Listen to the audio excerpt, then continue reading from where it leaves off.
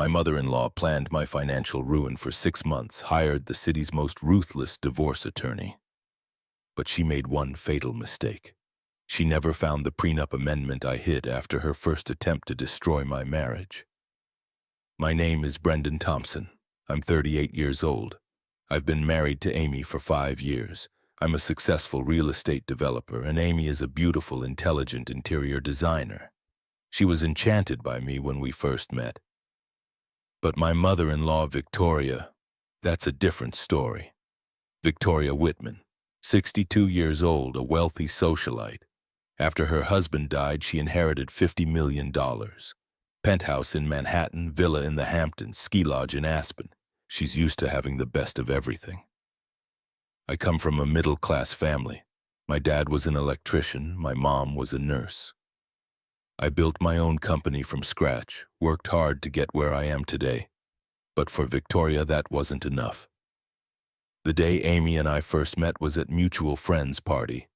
Victoria wasn't there, or she probably would have stopped me at first sight. I met Victoria after dating Amy for 6 months. She was cold, distant, constantly looking at me with evaluating eyes. That dinner was terrible. Amy didn't have a father figure. Her dad died when Amy was little. Victoria was the one making all the decisions in the family. When I proposed marriage, Victoria openly objected. She told Amy I was a gold digger, that I was after her money. The ironic thing is, I was making more money than Amy. My real estate business was doing very well. But Victoria was obsessed with status. She mentioned what she would say in social circles, how she would struggle to say her daughter married a contractor. Amy was in love with me, and despite Victoria's objections, we decided to get married. But Victoria didn't give up. During wedding planning, Victoria constantly interfered. Guest list, venue, menu, she meddled in everything. I tried to stay diplomatic for Amy's sake. Victoria insisted on a prenup. She said Amy needed protection. I agreed because I had nothing to hide. The lawyer was Harold Steinberg, Victoria's choice, of course. The prenup was an agreement that protected Amy but was fair. I was satisfied. At our wedding, Victoria showed minimal effort. She smiled, posed for photos, but there was coldness in her eyes. The first 2 years were relatively peaceful. Victoria tried to interfere, but Amy set boundaries. I focused on growing my business. Amy focused on her career. We looked like a happy couple. But in 2021, Victoria began to escalate. Her first attempt was subtle. She suggested therapy to Amy. Not marriage counseling, but individual therapy. She said Amy looked stressed. Amy agreed. Victoria recommended a specific therapist, Dr. Sarah Martinez. A month later, Amy's behavior began to change. She became more critical and distant toward me. Amy started saying she was in a codependent relationship, that I was financially controlling her, that there were signs of financial abuse. I was shocked. I gave Amy complete financial freedom. She had her own accounts, her own income, access to everything. I researched Dr. Martinez. Turns out she was Victoria's close friend. They worked on the same charity boards. That night, I talked to Amy. I told her this therapist wasn't unbiased, that she was Victoria's friend. Amy said I was being paranoid, that her mother only wanted what was best for her. I began to understand Victoria's game. She was slowly manipulating Amy. In the following weeks, Amy became more withdrawn. She started asking my permission for financial decisions as if I really was controlling. She mentioned that Dr. Martinez said there should be equal financial power in a healthy marriage. I explained that we already were equal, that Amy could buy whatever she wanted.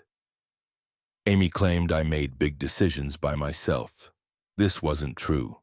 We discussed every major purchase. Victoria's plan was working. She was turning Amy against me. One day I saw a text conversation between Amy and Victoria on Amy's phone. Victoria was writing to Amy that she needed to make an escape plan from Brendan. That night I made a critical decision. Instead of confronting Amy, I would get legal protection. The next day I called Harold Steinberg. I told him I wanted to add an amendment to the prenup. Harold said this was an unusual clause. I said unusual circumstances require unusual protection. We prepared the amendment secretly, without Amy's knowledge. It was legal because it covered future contingencies. The clause read, "If divorce proceedings are initiated due to third-party family interference or sabotage, Brendan retains 90% of assets and receives compensatory damages." I stored this amendment in my private safe. Amy didn't know about it. Dr. Martinez's sessions lasted 6 months. Amy was completely turned against me. It was Victoria's masterpiece. At the beginning of 2022, Amy quit therapy, but the damage was done. She now treated me with suspicion and distance. Victoria moved to the second phase. One day, Amy came home in a panic. She asked if there were problems with my business. Victoria had shown her a fake audit report. She claimed there were financial irregularities. According to the report, my company was money laundering, completely fabricated. When I told Amy this was fake, she didn't believe me, saying the report was very detailed, numbers, dates, everything matched. Victoria had hired a corrupt accountant, Benjamin Clark. This man had created false documents. Amy was completely convinced. She said her mother was right, that I was putting her in danger. When I explained this was Victoria's manipulation, Amy said I was delusional, that there was evidence. That night, Amy slept in the guest room. The marriage was effectively over. The next day, I hired a private investigator to track Victoria's activities. PI Jake Morrison was very experienced. A week later, he returned with shocking news. Victoria had paid Benjamin Clark $50,000. There were bank records, photos, audio recordings, everything was available. Victoria had committed bribery for false documents. I added this evidence to my safe. Along with the amendment, it was powerful ammunition. But Victoria's plan wasn't finished. She moved to the third phase. Victoria directed Amy to group therapy with Dr. Patricia Wells, another connection of hers. The other women were real abuse survivors, but Victoria used their stories strategically. Amy began seeing our marriage differently, interpreting every normal disagreement as abuse. She started minimizing conversations and making private phone calls. Victoria contacted private banker Robert Chen, who managed Amy's trust fund. She told him Amy needed asset protection from an abusive marriage.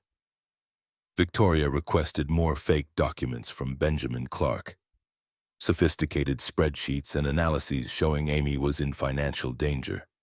She applied social pressure through Robert's wife Elizabeth at country club tea parties. Elizabeth pressured Robert to help poor Amy. I was completely unaware of Victoria's expanding manipulation web. Amy had been completely brainwashed. Dr. Wells recommended journaling daily incidents to identify abuse patterns.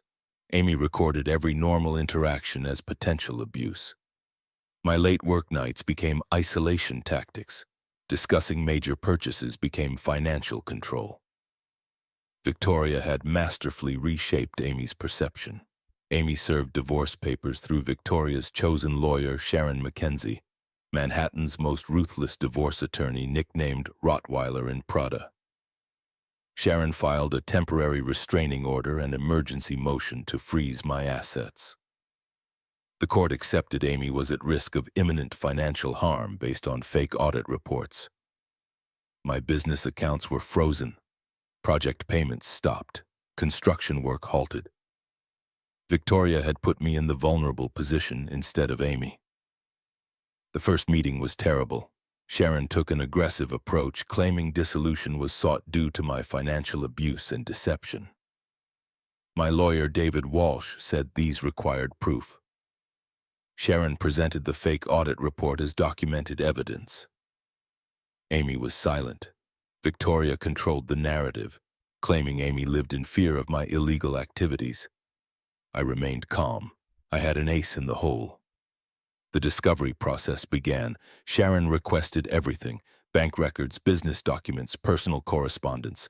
I cooperated fully. I had clean books, nothing to hide. But Victoria was pushing for a quick settlement.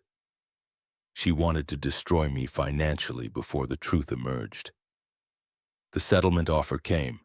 Amy gets the house, 4.2 million, half of business assets, 8 million, plus 2 million cash. I would be left with almost nothing. David said this was highway robbery. Sharon replied that this was justice. Amy was still convinced that I was a criminal. Victoria's brainwashing was complete. Victoria was so confident of victory she planned celebrations, telling country club friends about Amy's brave escape. She moved Amy to the Hamptons house for the healing process. Amy became completely isolated with only Victoria and her support group as contact. Victoria monitored Amy's phone, blocking any communication from me. I desperately sent emails and left voicemails. Amy never responded. Victoria's overconfidence led to a mistake.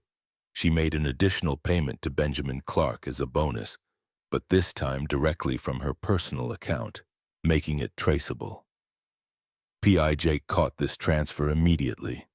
Clear evidence of ongoing conspiracy. The mediation day arrived.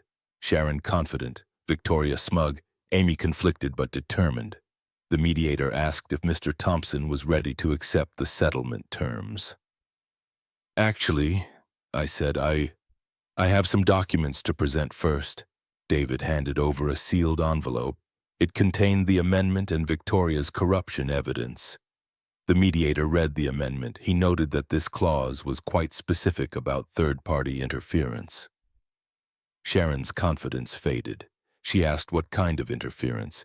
David presented Victoria's bribery evidence, photos of money exchanges, audio recordings, bank transfer records. Amy's face went white. "Mom, what is this?" Victoria was speechless, caught red-handed.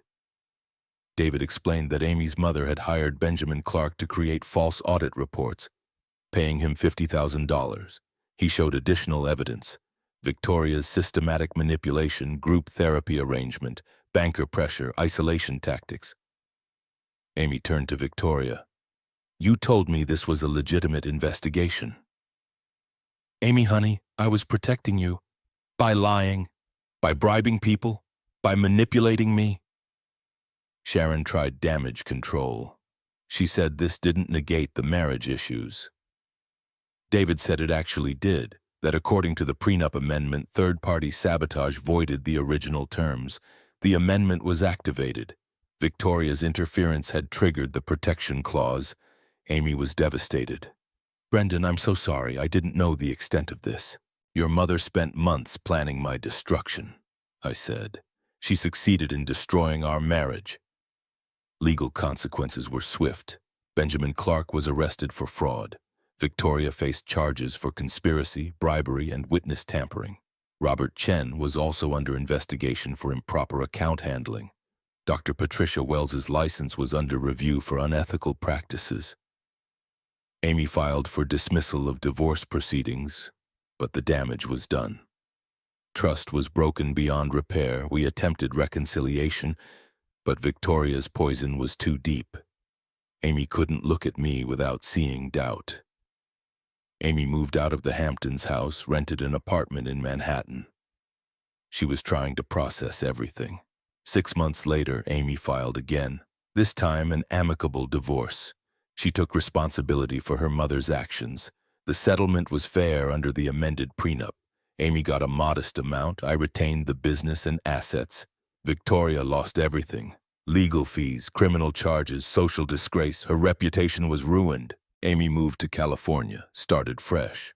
We occasionally text, friendly but distant. Victoria served 2 years for conspiracy and fraud. Benjamin Clark got 3 years. Victoria thought she was a master manipulator. She never realized her target was already 10 steps ahead. The amendment saved my assets but couldn't save my marriage. Some victories come at a high cost. Victoria's plot failed, but she took my wife with her. Sometimes the greatest revenge still feels like defeat, but I learned one thing: trust is easy to destroy, almost impossible to rebuild. Victoria understood this perfectly and weaponized it against us.